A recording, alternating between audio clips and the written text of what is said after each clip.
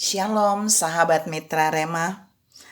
Hari ini kita akan sama-sama mendengarkan firman Tuhan yang terambil dalam Injil Matius 10 ayat yang ke-16 yang berkata demikian.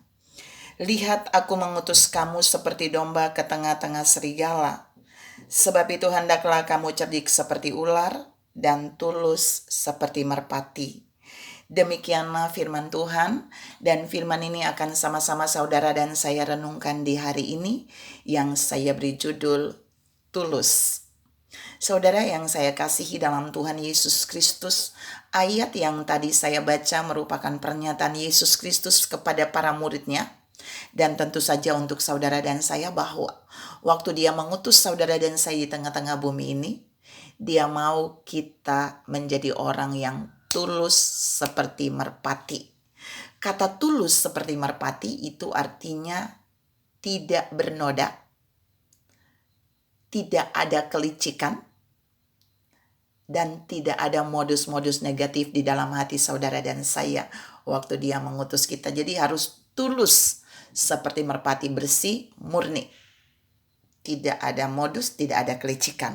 Nah, kita mau lihat mengapa Yesus menekankan bagian ini buat saudara dan saya tentang hendaklah kita tulus seperti merpati.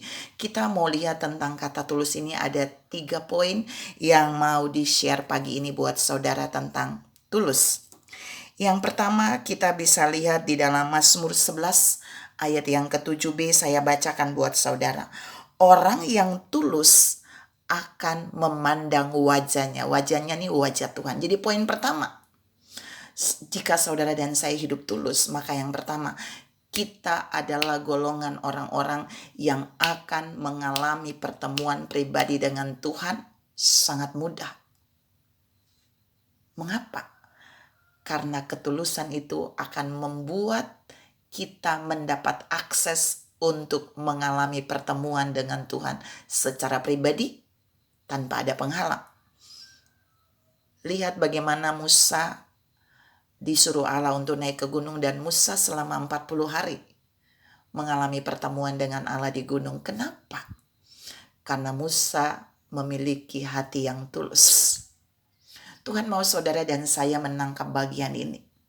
Orang-orang yang tulus adalah orang-orang yang dibukakan akses untuk mengalami pertemuan pribadi dengan Tuhan, mengalami keintiman dengan Tuhan dengan cara yang luar biasa, dengan cara yang tidak sulit karena ketulusan hati mereka.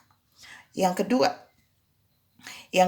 kedua kita bisa lihat di dalam Mazmur 7 ayat 11. Perisai bagiku adalah Allah yang menyelamatkan orang-orang yang tulus.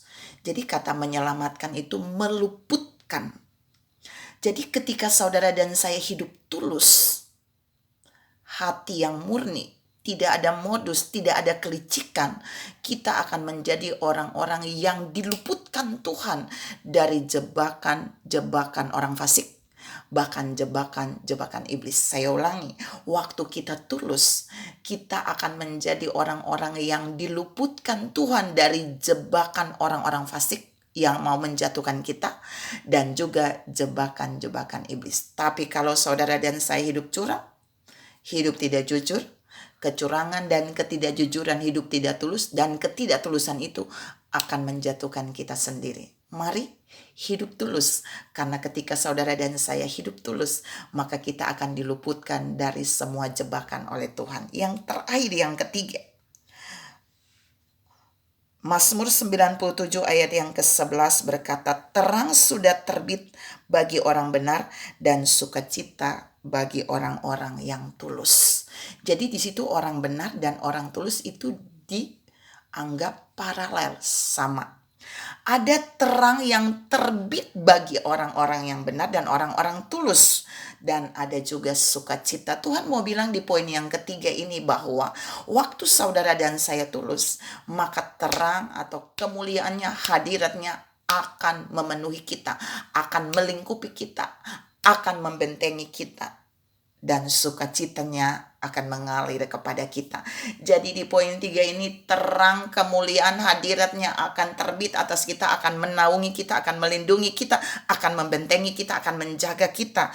Tapi sukacitanya juga akan mengalir di dalam kita. Orang yang tulus, dia akan mengalami sukacita. Tapi orang yang gak tulus, dia sulit mengalami sukacita. Orang yang tulus, terang Tuhan akan terbit atasnya. Sinar kemuliaan Tuhan akan menyinarinya. Sehingga di mana dia berjalan di sana, ada ketulusan yang terpancar dari terang itu.